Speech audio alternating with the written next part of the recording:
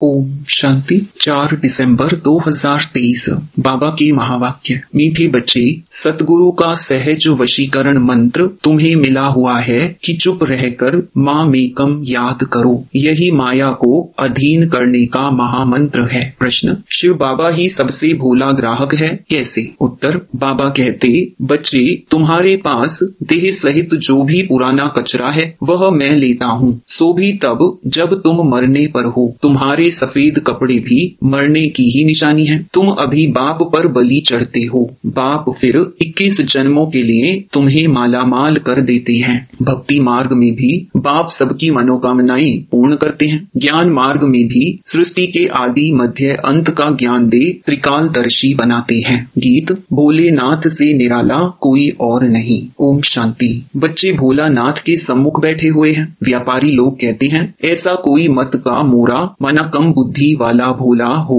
जो 1000-2000 का माल लेकर हमको खूब धन देकर जाए। हे भगवान, हमको ऐसा ग्राहक मिलाओ। अब भोलानाथ बाप आकर बच्चों को आदि मध्य अंत का राज समझाए त्रिकालदर्शी बना रही है। मेरी जैसा ग्राहक तुमको कभी मिल सकता है? तुम उनको अर्पण करते हो, भक्ति मार्ग में बहुत महिमा करते हो। भोलानाथ की महिमा होती है, तुम मात पिता हम बालक तेरे। वह आकर राजयोग सिखलाते हैं, राजाई देते हैं। बाप को कहते हैं, यह जो पुराना कचरा है वह हम आपके ऊपर बलि चढ़ाते हैं। आप हमको 21 जन्मों के लिए माला माल करते हो। सर्राफ होते हैं ना, मट्टा सट्टा करते हैं, कमीशन लेते हैं। यह भी कहते हैं, कचरा जो भी है देह सहित वह सब तुम्हारा लेता हूँ जब तुम मरने पर हो। यहाँ तुम ब्रह्मा कुमारियों के कपड़े भी सफेद हैं, जैसे कि तुम मरे पड़े हो।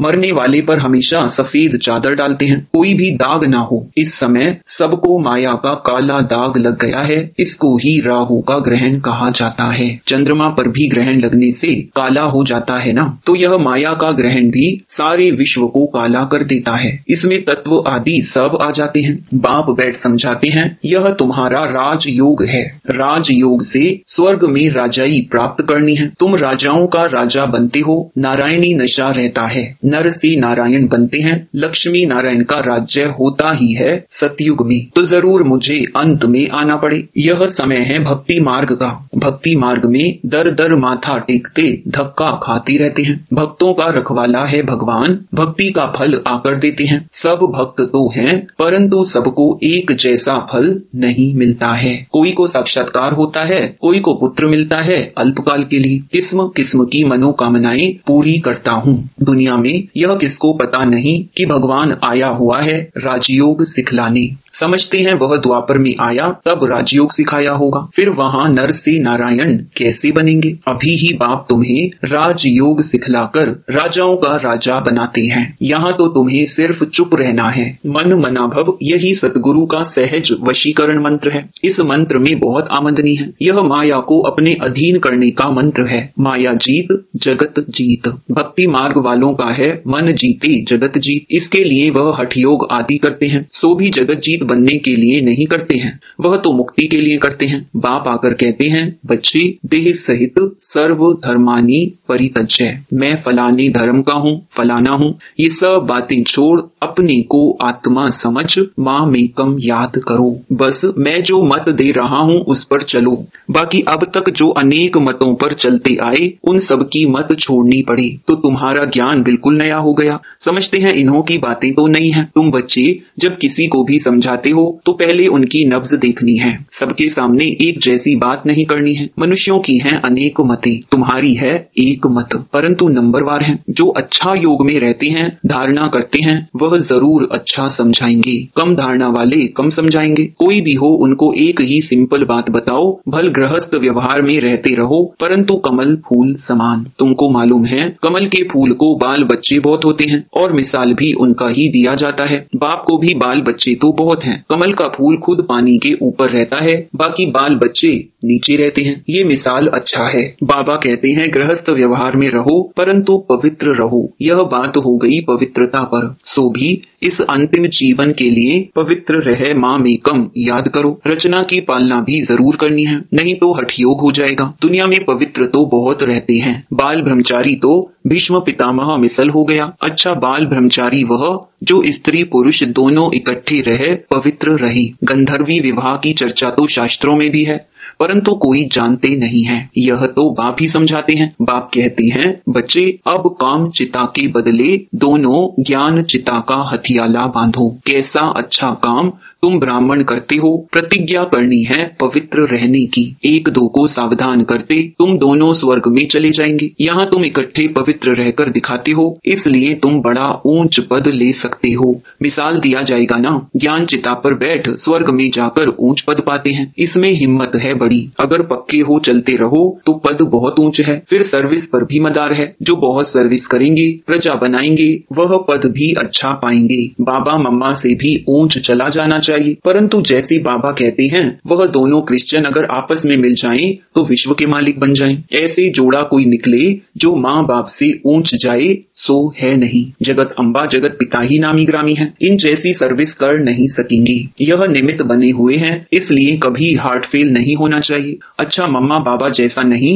तो सेकंड नंबर तो बन सकते हो। सर्विस पर मदार है। प्रजा और वारिस बनाने हैं तो यह अपनी बातें हैं नहीं। नई दुनिया रचने के लिए जरूर बाप को आना पड़े। वही रचयिता है। वह तो कह देते हैं परमात्मा नाम रूप से न्यारा है, परंतु ऐसा है नहीं। उनका भी कोई दोष नहीं। तकदीर में हो तो समझे। बहुत आते हैं जो समझते भी हैं कि बात तो बरोबर ठीक है। कोई कहे आत्मा का नाम रूप नहीं है, तब आत्मा नाम किसका पड़ा। आत्मा नाम तो है ना। तुम सबको बोलो यह राजयोग है। परम पिता परमात्मा संगम पर आते हैं। राजयोग जरूर संगम युग पर सिखाएंगे, तब तो पतित को पावन बनाएंगे। तो यहाँ की बात ही न्यारी है। बाप कहते हैं सिर्फ अपने को आत्मा समझो। बाप के पास जाना है, इसमें प्रश्न पूछने की कोई बात ही नहीं। कहते भी हैं कि हमारी आत्मा को ना दुखाओ। यह पाप आत्मा है, पुण्य आत्मा है। आत्मा के लिए कोई कह ना सके कि उनका कोई रूप नहीं होता है। विवेकानंद जब रामकृष्ण के सामने बैठा तो उनको साक्षात्कार हुआ। देखा कि लाइट आई जो मेरे में प्रवेश हुई। ऐसे कुछ बात बताते हैं। तुम बोलो हमारा है राजयोग। इसमें देह सहित देह के सभी मित्र संबंधियों आदि को भूलना पड़ता है। हम आत्मा उनके बच्चे हैं। आपस में ब्रदरहुड हैं। अगर सभी फादर हो जाते तो फिर फादर ही फादर को प्रार्थना करते। अभी हम राजयोग सीख रहे हैं। यह है राजाओं का राजा बनने का योग। अभी तो राजा ही है नहीं। तो समझाना है हम शांति में रहकर सिर्फ शिव बाबा को याद करते हैं। अपने को शरीर से न्यारा समझते हैं। आत्मा कहती है मैं एक शरीर छोड़ दूसरा लेती हूँ। तो नॉलेज का संस्कार आत्मा में रहता है ना। अच्छा व बुरा संस्कार आत्मा में है। आत्मा निर्लेप नहीं है, यह समझाना है। आत्मा पुनर्जन्म में आती है। घड़ी घड़ी ऑर्गन्स लेना पड़ता है। आत्मा स्टार है, भ्रकुटी के बीच रहती है। आत्मा का साक्षात्कार हुआ तो उसने समझा इनमें इतनी ताकत है जो मुझे आत्मा का साक्षात्कार कराया। अब आत्मा तो भ्रकुटी के बीच में रहती है। साक्षात्कार किया ना किया फर्क क्या रहा। आत्मा खुद कहती है मैं स्टार हूँ। मेरे में 84 जन्मों का पार्ट है। अगर 84 लाख जन्म हो तो इतने संस्कार हो जो पता नहीं क्या हो जाए। 84 जन्म मान सकते हैं, 84 लाख तो मान ना सकी। अभी हम पावन बन रहे हैं। बाबा ने हमें नर से नारायण बनने के लिए पवित्र बनाया है। यह बहुत अच्छा नशा चाहिए। तुम्हें कोई से भी डिबेट करने की दरकार नहीं। देह सहित देह के सब धर्म त्याग, अपने को आत्मा अशरीरी समझना है। भल हमने शास्त्र आदि पढ़े हैं, परंतु डिस्कस क्यों करें जबकि बाप ने कहा है माम एकम याद करो। और दूसरा फरमान है गृहस्थ व्यवहार में कमल फूल समान पवित्र रहो। योग अग्नि से ही पाप नाश होंगे। भगवानुवाच्य है। भगवान भी परमात्मा है, उनको भी स्टार कहेंगे। बहुत पॉइंट्स हैं, एक समय नहीं निकल सकती। आसामी देख युक्ति से उठाना है। बोलो हम भी शास्त्र पढ़ते हैं, परंतु बाप का फरमान है कि सभी को भूल माम एकम याद करो। वह है निराकार। आत्मा को तो सब मानेंगे, विवेकानंद वाले भी मानेंगे। आत्मा तो सभी में है, जरूर उनका बाप होगा ना, जिसको परम पिता परमात्मा कहा जाता है। ये सब पॉइंट्स है ना। यह सिमरन करने से सदैव पॉइंट्स मिलती रहेंगी। स्टीमर भरता रहेगा। यह भी जैसे अविनाशी ज्ञान रत्नों का वक्खर सामग्री भरता है। पॉइंट्स नोट कर रिवाइज करो। यह है रतन, इनको धारण करने और लिखने का शौक चाहिए। अच्छी तरह से सबको समझाना है। आत्मा तो सभी में है, उनका नाम रूप नहीं है। ऐसे तो नहीं कह सकेंगे आत्मा का रूप है तो परमात्मा का क्यों नहीं है। उनको कहा ही जाता है परम पिता परमात्मा, परम धाम में रहने वाला। कितना बच्चों को समझाया जाता है, तो अब सर्विस करके दिखाओ। बाबा तो सर्विस पर इनाम देते हैं, कितना श्रृंगार कराते हैं ज्ञान रत्नों का। हम यहाँ के पदमपति नहीं बनना चाहते हैं, हमको तो चाहिए विश्व की बादशाही। अच्छा, मीठे मीठे सिकिलधे बच्चों प्रति माता पिता बाप दादा का याद प्यार और गुड मॉर्निंग। रूहानी बाप की रूहानी बच्चों को नमस्ते। धारणा के लिए मुख्य सार। पहला, ज्ञान रतन जो मिलते हैं उन पर विचार सागर मंथन कर स्वयं में धारण करना है। ज्ञान रत्नों से सदा भरपूर रहना है। दूसरा, अपने नारायणी नशे में रहना है, वाहियात बातें किसी से भी नहीं करनी है, अशरीरी बनने का अभ्यास करना है। वरदान, दुआ और दवा द्वारा तन मन की बीमारी से मुक्त रहने वाले सदा संतुष्ट आत्मा भव। कभी शरीर बीमार भी हो तो शरीर की बीमारी से मन डिस्टर्ब ना हो। सदैव खुशी में नाचते रहो तो शरीर भी ठीक हो जाएगा। मन की खुशी से शरीर को चलाओ तो दोनों एक्सरसाइज हो जाएंगी। खुशी है दुआ और एक्सरसाइज है दवाई, तो दुआ और दवा दोनों से तन मन की बीमारी से मुक्त हो जाएंगे। खुशी से दर्द भी भूल जाएगा। सदा तन मन से संतुष्ट रहना है तो ज्यादा सोचो नहीं। अधिक सोचने से टाइम वेस्ट होता है और खुशी गायब हो जाती है। स्लोगन, विस्तार में भी सार को देखने का अभ्यास करो तो स्थिति सदा एक रस रहेगी।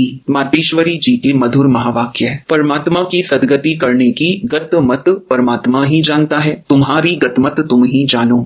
अब यह महिमा किसकी यादगार में गाते हैं, क्योंकि परमात्मा की सदगति करने की जो मत है वो तो परमात्मा ही जानता है, मनुष्य नहीं जान सकता। मनुष्य की सिर्फ यह इच्छा रहती है कि हमको सदा के लिए सुख चाहिए, मगर वो सुख कैसे मिले जब तक मनुष्य अपने 5 विकारों को भस्म कर कर्म अकर्म नहीं बनाए, तब तक वो सुख मिल नहीं सकता। क्योंकि कर्म अकर्म विकर्म की गति बहुत गहन है, जिसको सिवाय परमात्मा के और कोई मनुष्य आत्मा उसकी गति को नहीं जान सकता। अब जब तक परमात्मा ने वो गति नहीं सुनाई है तब तक मनुष्यों को जीवन मुक्ति प्राप्त नहीं हो सकती। इसलिए मनुष्य कहते हैं तेरी गतमत तुम ही जानो। इनकी सदगति करने की मत वो परमात्मा के पास है। कैसे कर्मों को अकर्म बनाना है यह शिक्षा देना परमात्मा का काम है। बाकी मनुष्यों को तो यह ज्ञान नहीं, जिस कारण वो उल्टा कार्य करते रहते हैं। अब मनुष्य का पहला फर्ज है अपने कर्मों को सुधारना, तब ही मनुष्य जीवन का पूरा लाभ उठा सकेंगे।